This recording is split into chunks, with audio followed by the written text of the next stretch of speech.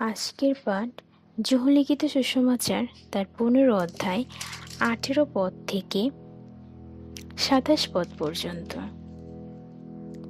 পাঠের আরম্ভ। জগৎ বিশ্বাসীদের শত্রু। জগতের লোকেরা তোমাদের ঘৃণা করে, কিন্তু মনে রেখো তার আগে তারা আমাকে ঘৃণা করেছে। যদি তোমরা এই জগতের হতে তবে লোকেরা তাদের নিজেদের বলে তোমাদের ভালোবাসত, কিন্তু তোমরা এই জগতের নও, বরং আমি তোমাদের জগতের মধ্য থেকে বেছে নিয়েছি বলে জগতের লোকেরা তোমাদের ঘৃণা করে। আমার এই কথাটা তোমার ভুলে যেও না। যে দাস তার মনিবের চেয়ে বড় নয়, সেই জন্য লোকেরা যদি আমাকে মেরে ফেলবার চেষ্টা করে থাকে, তবে তোমাদেরও তাই করবে। যদি তারা আমার কথা শুনে থাকে, তবে তোমাদের কথাও শুনবে। তারা আমার জন্য তোমাদের প্রতি এই সব করবে, কারণ যিনি আমাকে পাঠিয়েছেন তারা তাকে জানে না।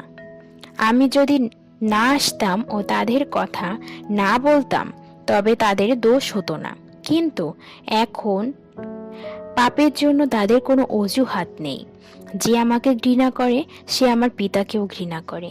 যে সব কাজ আর কেউ কখনো করেনি, সেই কাজ যদি আমি তাদের মধ্যে না করতাম, তবে তাদের দোষ হতো না। কিন্তু এখন তারা আমাকে আর আমার পিতাকে দেখেছে এবং ঘৃণাও করেছে। এটা হয়েছে যাতে তাদের আইন কানুনে লেখা এই কথা পূর্ণ হয়, তারা অকারণে আমাকে ঘৃণা করছে।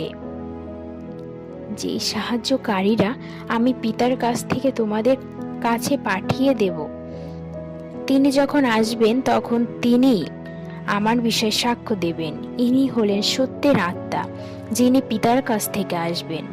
আর তোমরাও আমার বিষয়ে সাক্ষ্য দেবে, কারণ প্রথম থেকেই তোমরা আমার সঙ্গে সঙ্গে আছো। আমেন। ইহাই ছিল প্রভুর বাণী। প্রভুর বাণীর জয়।